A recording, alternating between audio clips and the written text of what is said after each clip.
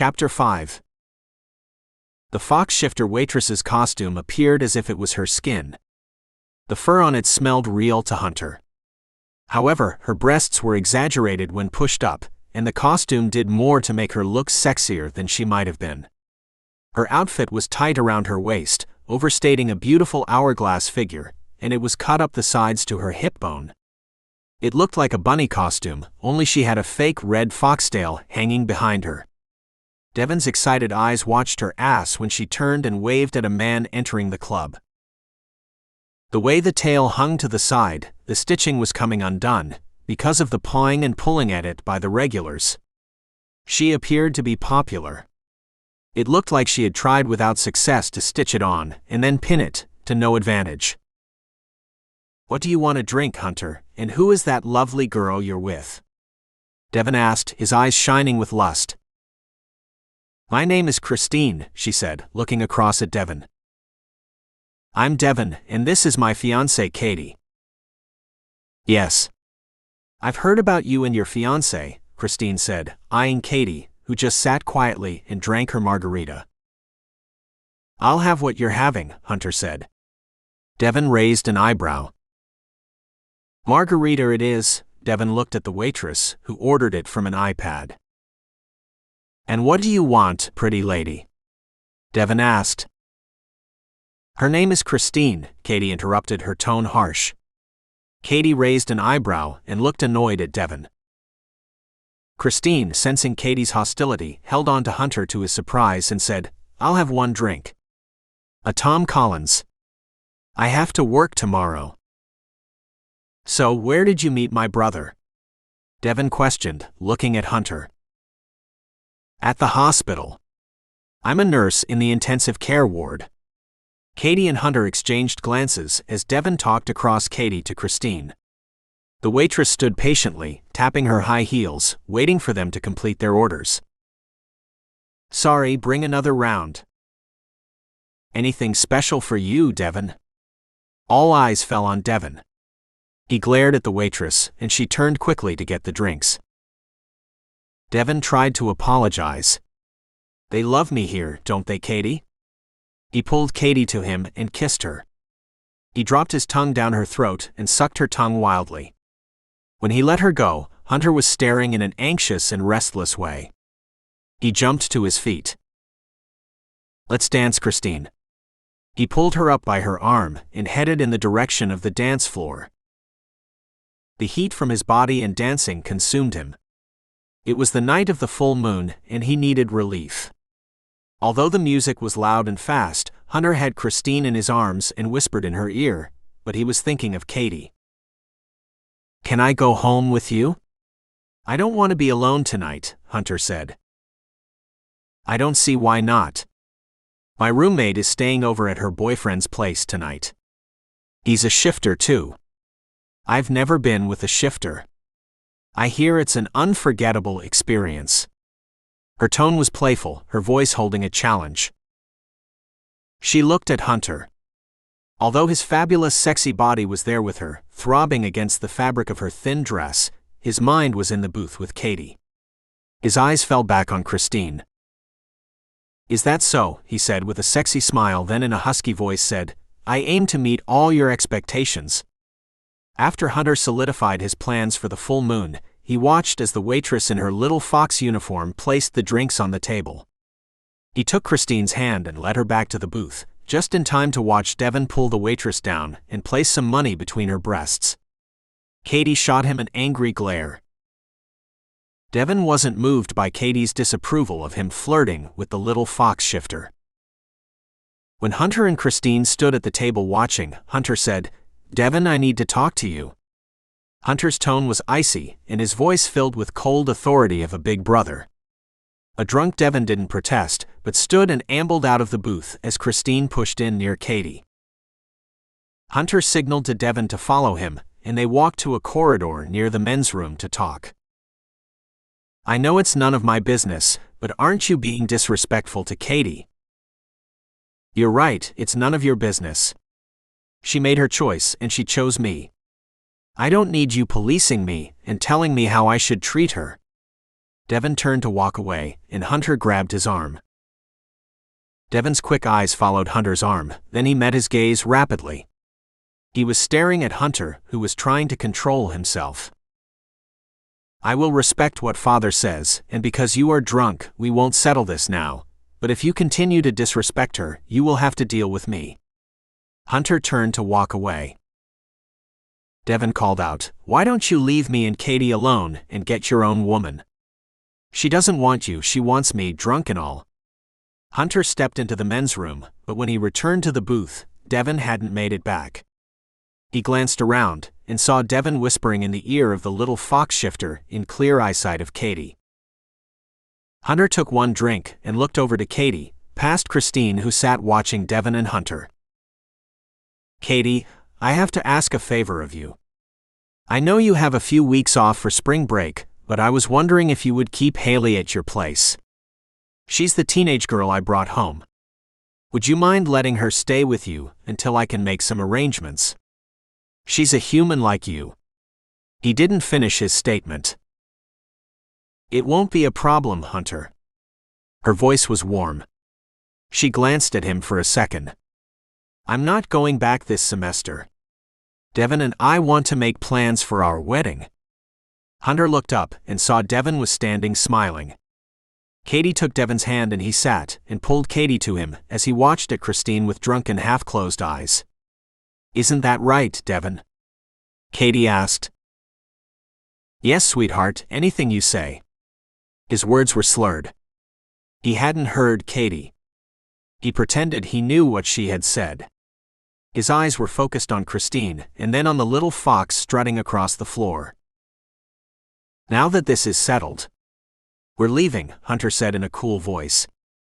Devin didn't hear Hunter because his attention had changed from Christine to the shifter waitress in the fox uniform, and then to a shifter waitress in a bunny costume. Hunter stood taking Christine's hand, and she stood. Hunter looked over at Devin and Katy, then closed his eyes and took a deep breath. "I love the tails on those gals," Devin said. He wasn't talking about the fake tails, he was talking about something different, but Hunter knew, and unfortunately, Katy did too. "If I were you, Katy, I would get him home before he gets wasted." Hunter stared for a moment at Devin.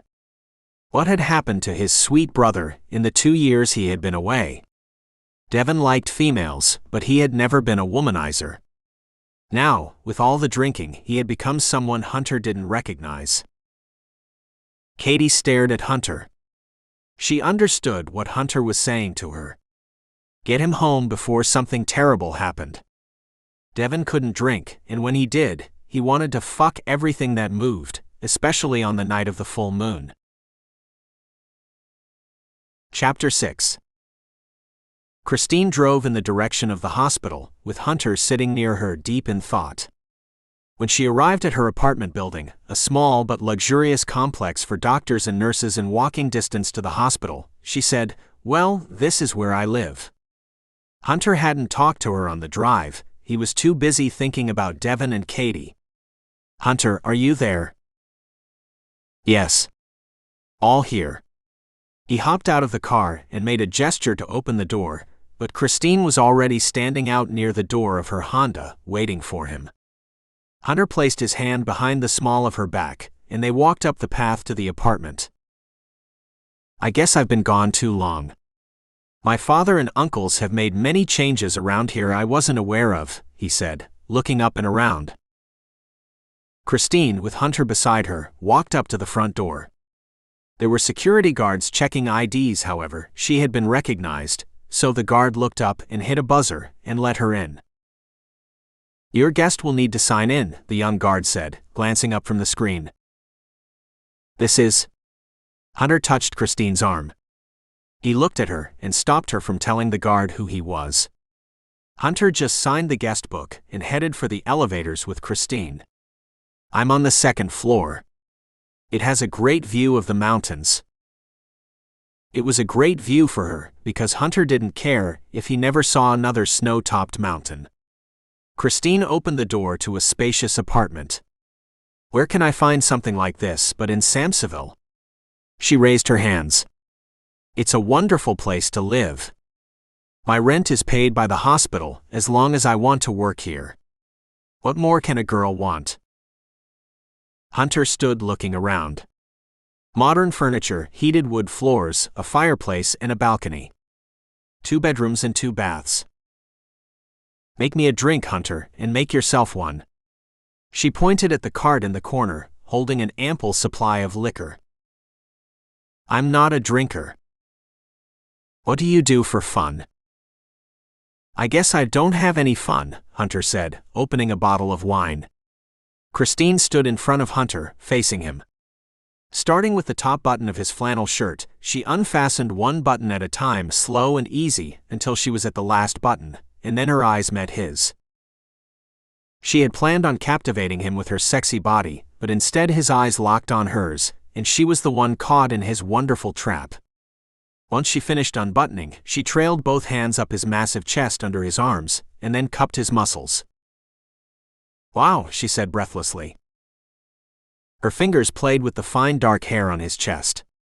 Hunter stood watching her with his hands to his sides as she took each sleeve and unbuttoned one cuff after the other. Then she pulled the shirt off and let it drop to the floor. Oh my, you really have a great body, her voice was smoldering with anticipation. Yours isn't bad either, he said, smiling at her. He turned him. Hunter woke early and looked at the clock, and then watched Christine lying peacefully, wrapped inside a sheet. He had promised Robert and Haley he would be at Haley's bedside when she woke. It was now 5 o'clock in the morning, and dark and cold. Hunter jumped from the bed and walked into the shower. After a quick shower, Christine woke. Where are you going? I remembered you saying something about work today. I'm on the late shift. My shift doesn't start until 11 tonight. I can make you breakfast. No thanks, he said, pulling up his pants. I have a particular diet. You know that can be dangerous, Christine said, pointing. Hunter looked down and looked up at her. You're not wearing underwear. I never wear it. Can't find any that will hold that bad boy? She asked, smiling. Something like that, Hunter said, returning a wide smile for the second time in a long while. He liked Christine. She made him feel good. He headed for the door. She walked behind him and touched his shoulder. He turned around. Hey. She stood on tiptoe and then kissed him on the cheek. His eyes opened wide. Will I see you again? Yes, soon. How long will the full moon last? Christine said, biting her lip. Hunter smiled and waved goodbye and stepped out the door. He heard a click and clack of a lock. He stood looking at the door and smiling, then he walked into the elevator and it zoomed him down to the first floor. Another security guard sat at the desk. He glanced up from the morning paper in one hand and a large cup of coffee resting in the other hand, ready to bring it to his mouth. Good morning, Mr. Samsa, a young voice said. Hunter looked up to see a young man about 25 smiling at him. He gave him a nod. Hunter was surprised that he had been recognized. Perhaps it was Devon that he knew. The guard looked as if he had just moved to Samseville. He was one of the many fresh faces in town. Hunter could always tell by their over-pleasing manner.